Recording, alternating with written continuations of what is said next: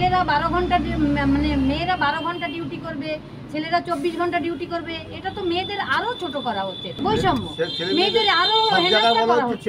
এটা কেন হবে? এই বিল আমি পূর্ণ মানে অসমর্থন করি। বৈষম্য তো এখানে তো ছেলে মেয়ের বৈষম্য উনি দেখিয়ে দিচ্ছেন, এটা তো অবশ্যই সরকারের অক্ষমতা। আমি প্রতিবাদ জানাই। আজকে একটা ডক্টর যারা পড়ছে তারা কি ছেলে কি মেয়ে এটা বিচার করা উচিত নয়।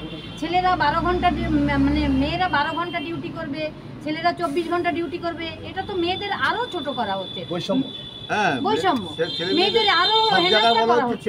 এটা কেন হবে? এই বিল আমি পূর্ণ মানে অসমর্থন করি। সিএম মুখ্যমন্ত্রী যে বিলটা এনেছে সেখানে বেশ কিছু সংশোধন করা হয়েছে। না, এই যে আমি যেটা শুনেছি এটা আমি প্রতিবাদ করেছি। কি শুনেছেন কি বলবেন?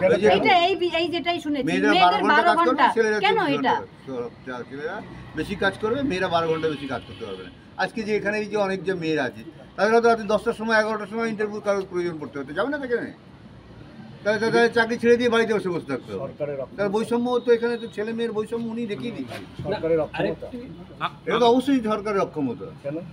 কেন তাদের মেয়েদের কাজের জায়গায় প্রোটেকশন দেন, কাজের জায়গায় মেয়েদেরকে প্রোটেকশন দেওয়া দিয়ে দুর্নীতিগুলোকে সামনে আনার চেষ্টা করুন। আগে তো বিচার ব্যবস্থা ভালো করতে হবে, আগে নিরাপত্তা দিতে হবে, পরে তো আসবে ওটা যে ধর্ষণের ফাঁসি করে যে ধর্ষক তাকে বের করতে হবে। আগে তো তাদের সুরক্ষা, কাজের জায়গায় সুরক্ষা আগে, তারপরে ওসব। আগে সুরক্ষা চাইছেন, মেয়েদের নিরাপত্তা, ছেলেদের, এমনকি শুধু মেয়ে বলে নয়, যারা কাজের জায়গায় সবার সুরক্ষিত যেন হয়, এটাই চাই।